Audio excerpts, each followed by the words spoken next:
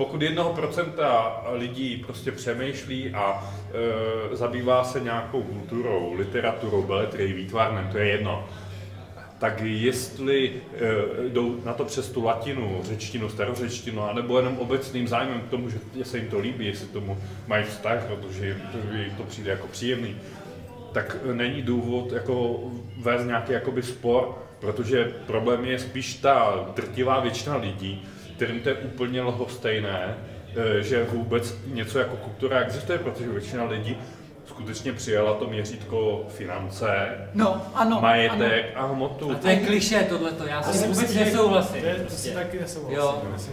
To je prostě umělý dělení, jako který nemá s živým obrazem nic společného. Většina lidí si pustí všechno party s Karlem Šípem, protože se tam ti lidi tak nějak normálně spolu baví způsobem, že tomu většina rozumí. Jako, a že se to... Ty osudy těch jednotlivých lidí tam v tom pořadu jsou nahlíženy tak, aby tomu každý jakoby rozuměl. No. Ale je v tom prasárna naší politiky. A to není ale kultura, ne? Já si myslím, že česká... Technopárty není kultura. Jde o to, že jsou prostě řemeslníci, kteří přemýšlejí, truhláře, který si tohleto literární reví rád přečte. Opravdu?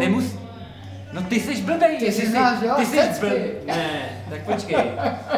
Jestli si to nemyslíš, tak jsi blbej, ale jestli si myslíš vtip, tak je to v pohodě. Já bych se vykašlal na veškerý elitismus. Jo, si to opravdu přečte.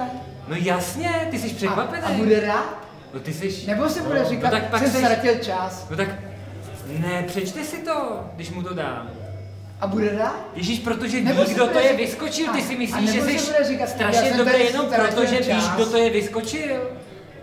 Chápeš? Nebuď narcis a nebuďme narcisy. Nebude on si říkat ten truhlář, já jsem tady ztratil čas, který jsem mohl využít líp. Já jsem tady ztratil čas s nějakou básní, nebo...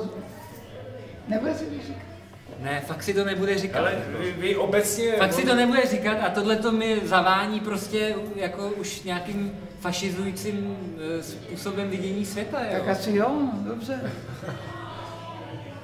Ne, já bych... A ještě prostě v Praze, jo, jako že jsme prostě v Praze a že to všem ostatním jako dáváme. Ale to je nejhorší, to jsme pragocentristi. A ty si... Ale ty jsi ještě intelektualicentrik, jako jo. Ale ne, no protože já jsem tím obklopený. No právě, no, ty jsi tím obklopený. Ta mizerie, to je moje nivo vlastně de facto, no. Ale já jsem si to nevybral, to je prostě nějaký úděl. Ale to není mizerie, to je prostě tak je a bylo to tak vždycky. Ale pro mě to je ještě horší. Ale je to horší, ale ne tam, kde se pohybuju já. Jako, to je takový plevel, ty jsi v Brně našel nějaký intelektuály, kteří jsou plevel a který prostě ty znáš, ale já si zajdu do poutí kapatek na šachy a tyhle intelektuály seru, jako jo. Jasně, serem na intelektuály prostě a dělejme literární reví pro řezníky, jako. Jestli je to dneska ještě možný, ale... Je to možný.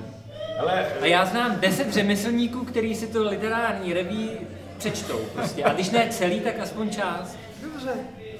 Člověče, jestli se vám podaří oslovit jedinýho normálního člověka, touhle literárou, tou Pandorou, tak to považuji za velký úspěch. Ježišmarja, ty to žijete, ale... Pro mě nejde o hledání nějakého intelektuála nebo o hledání něčeho, co je přístupného každému řezníkovi. Mně jde o to, abys prostě ty sám věřil tomu, co tam prostě dáváš. Jo? Ale jo, a potom můžeš dostat skutečnou reflexi na to... Víš, kdo chodí, hele, máme tam vyskočila, víš, kdo chodí na jeho, na DAMu, na ty workshopy? Že to nejsou jenom studenti, ale že tam jsou i lidi z ulice. On dokázal oslovit naprosto neakademický a neintelektuální lidi. Jo? To se nevěděl.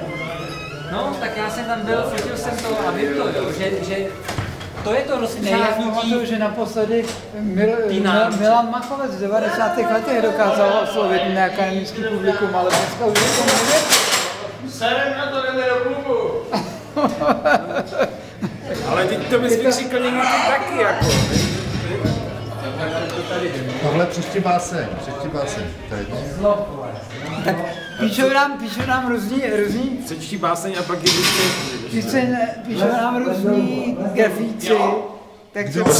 A to je to nejsilnější, jo! Tak třeba... Říká si vlez dolů, já tam lezu. Tam už vzniká jedna báseň, to je teplo, jo, takže... Ale já tam lezu. máš dobrou kulisu. Třeba Cestou přes Libušín. Autor se jmenuje Filip Čechindl. Kněžna Libuše, ta kladeňačka, nosila tričko s nápisem Nechci celní unii s Kelty. A Přemek Voráč, jakmile to uviděl, ty důro, píše se s Keltama. U nás neumětelí se ale říká dicinky proti Keltom. Michael Lorenz, ten si o sobě myslí, že je velmi talentovaný. Vypnul elektřinu, zrušili i tmu. Byl Kuomintang rudých stínů, ve kterém zakmitnul.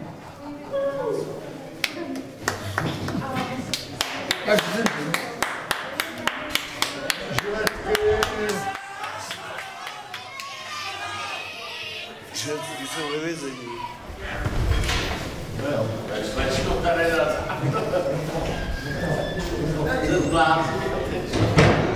Kuomintang